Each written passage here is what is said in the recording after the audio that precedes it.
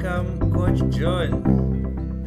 Coach John is here with us today in the 2040 podcast, and he'll be sharing with us more insights on reconciliation. But of course, you have an exciting title, well known over the internet.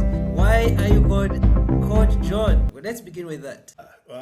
I think a coach is someone who helps someone else unlock their potential. And so I have a couple of different pieces of paper with my name on it, I'll say, but I think I most identify with the title of coach. I think that I've often felt myself identifying with the biblical character of Daniel.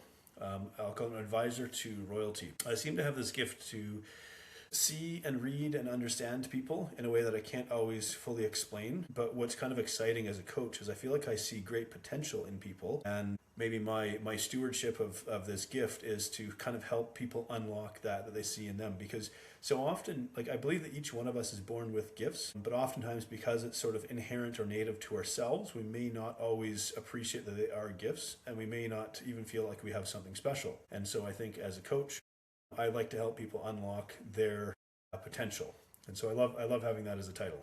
I used to have a lot of temper tantrums, and I look at it now through my lens of understanding through education and lived experience. And I realized that I was reading people, again, not in a psychic or clairvoyant way, but I could just kind of understand cues and patterns and behavior and language and tones and expressions and things very, very deeply. I felt things deeply, and so I would kind of absorb the energy or stress of others around me.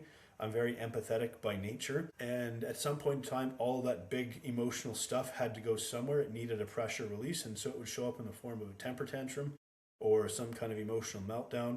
And my parents, of course, bless their hearts, they didn't fully understand what to do with me either. And so it's one of those things where sometimes life hands us a gift, but we don't know that it's a gift, and we don't know what to do with it. And then life has to take us through some experiences to help us to realize what that gift actually is, what its potential is, what its limitations are, and then what can be done with it when we give it over to the stewardship of God. Let's continue with the other questions. I am glad you're not into psychic. In my world of understanding, I call that discernment, the spirit of discernment. When you use it, when it is from God, and when you use it to glorify God. That's a wonderful way to think about it. Yes. So, would you like to share with us what you understand by reconciliation in line with your own experience? Yeah.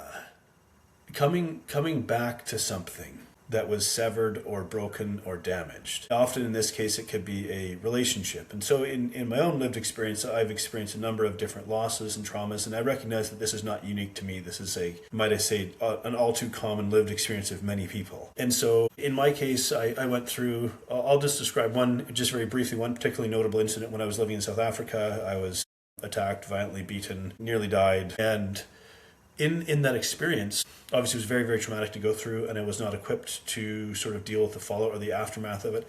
And I really felt like I lost myself, my sense of self, who I am, who I saw myself to be. Fell into some unhelpful patterns of behavior to try to cope with what I was experiencing, because I didn't really have the language or words to it.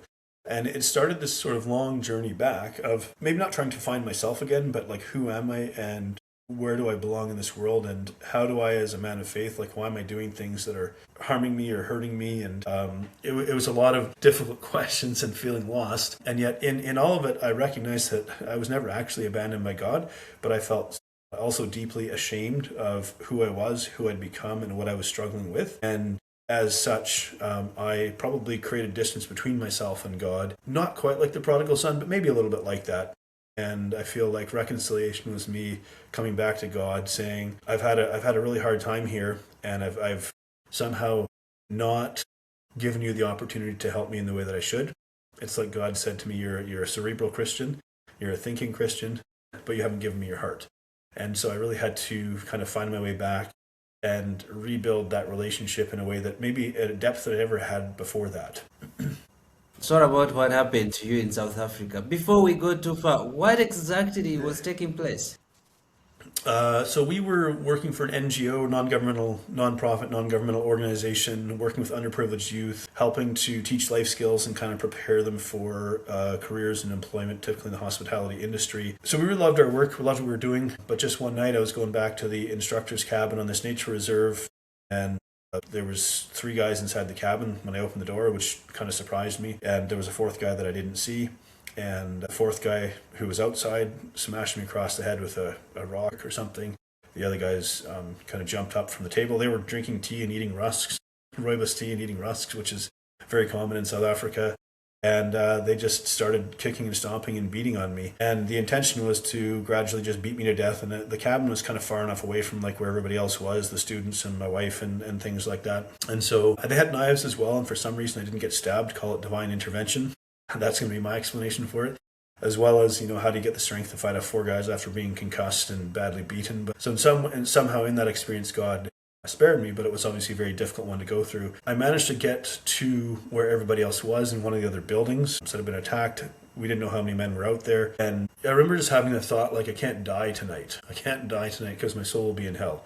And that's a very intense thought to have. It's a very kind of intense realization. I actually often think about words from Daniel that said, you've been weighed in the balances and found wanting. It's not that I wasn't necessarily a Christian. It was kind of like I described. I was a Christian on the surface. I was a Christian in my brain, but maybe not necessarily in my heart. And this experience of confrontation with death or near death and mortality showed that to me in a way that left an imprint, obviously, that has stayed with me since then.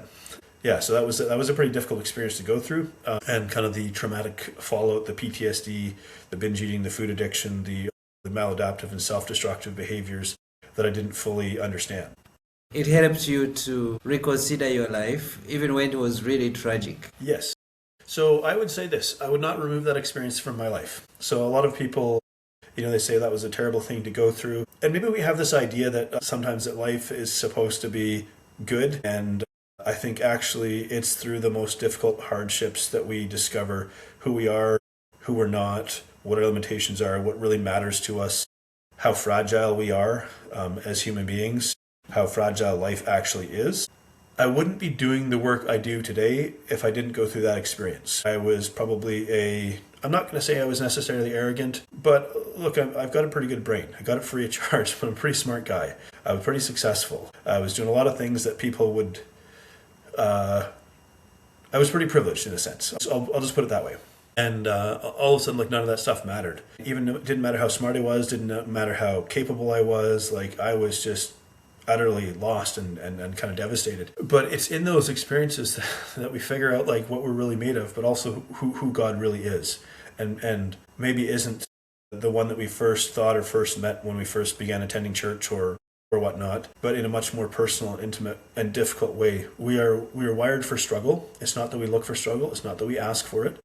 But hard experiences work something into us that good times never can.